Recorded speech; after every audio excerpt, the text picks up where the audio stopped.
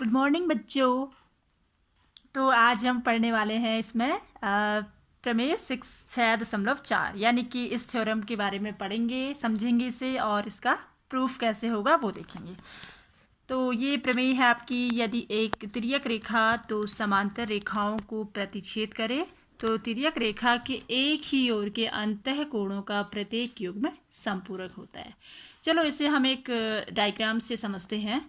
तो दो समांतर रेखाओं को प्रतिच्छेद करना है एक तिर्यक रेखा ने। यहाँ पे मान लेते हैं कि ए बी ये एक रेखा है और इसके समांतर एक दूसरी रेखा सी डी है। ठीक हो गया। तो यानी कि ए बी और सी डी क्या है, आपस में समांतर रेखाएं हैं।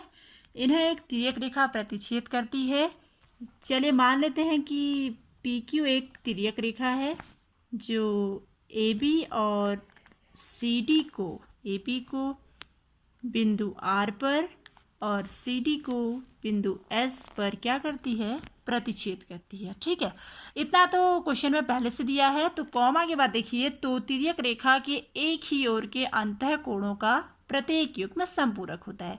यानी कि ये समांतर रेखाओं को, तिर्यक रेखा ये है, इसके एक ही ओर, एक ये हो गया, एक ये हो गया, तो इस साइड के हो गए। तो एक ही ओर के युग्म मतलब जोड़ा, इन दोनों का योग क्या होना चाहिए, 180 अंश।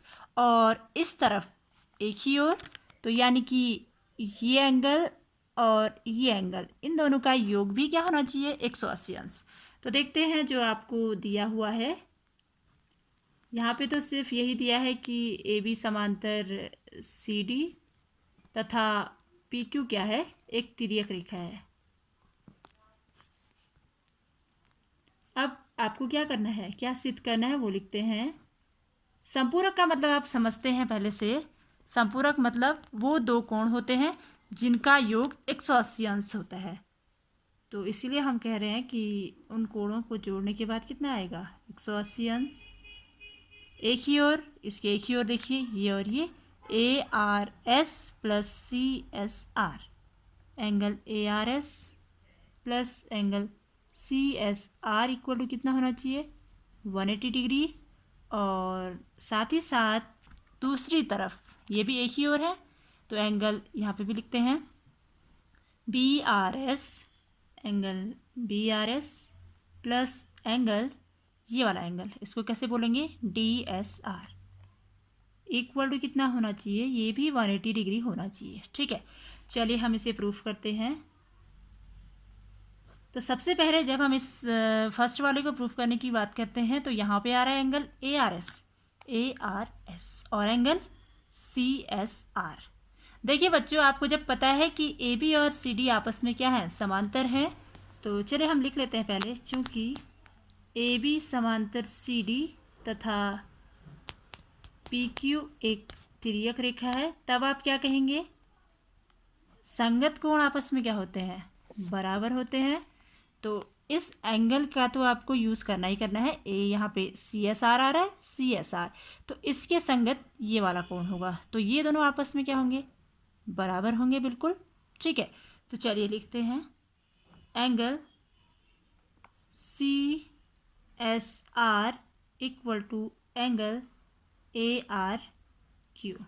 ठीक है, इसको इक्वेशन 1 लिखा और ये क्या था, संगत कोण।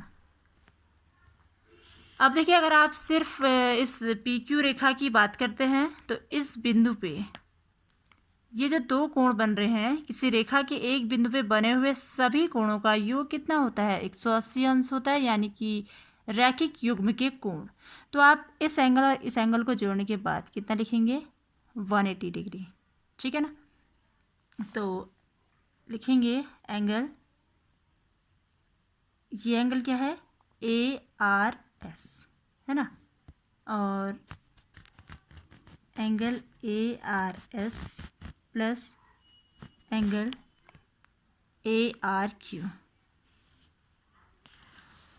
Equal to 180 degree. इसको लिखो इक्वेशन 2, और इसका कारण क्या रहेगा, रैखिक युग्म के कोण है ये। ठीक है ना, रैखिक युग्म समझते हैं ना, यानी कि एक रेखा के किसी एक बिंदु पे बने हुए सभी कोणों का योग हमेशा 180 अंश होता है।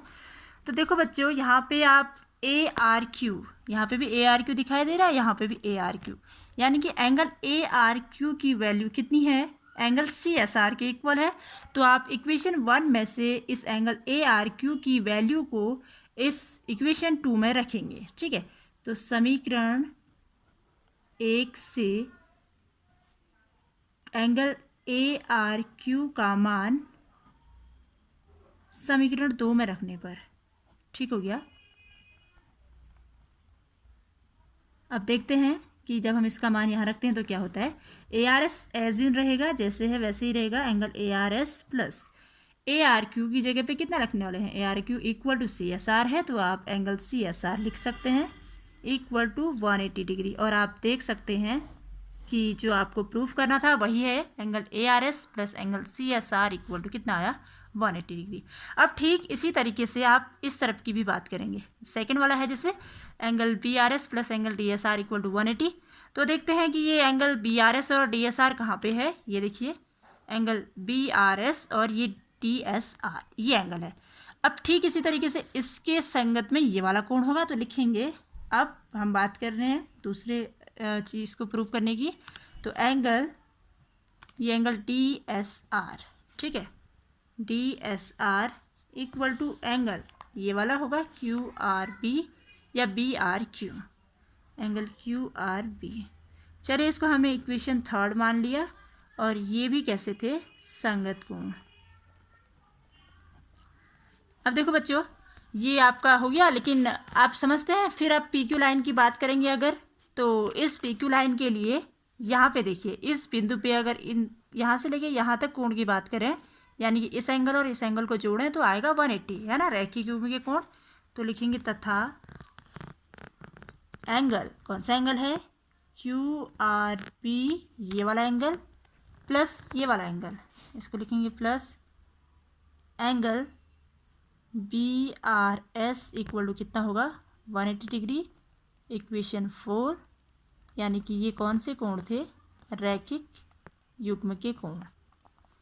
अब इक्वेशन 3 और 4 को देखिए, ये जो एंगल क्यू आर बी है यहाँ पे भी आ रहा है क्यू आर बी, यानी कि इस angle Q R B equal to D S R है। तो इस क्यू आर बी की वैल्यू इस 3 से उठा के 4 में रखते हैं। तो समीकरण 3 से एंगल क्यू आर बी का मान कहाँ पे रखेंगे, समीकरण 4 में।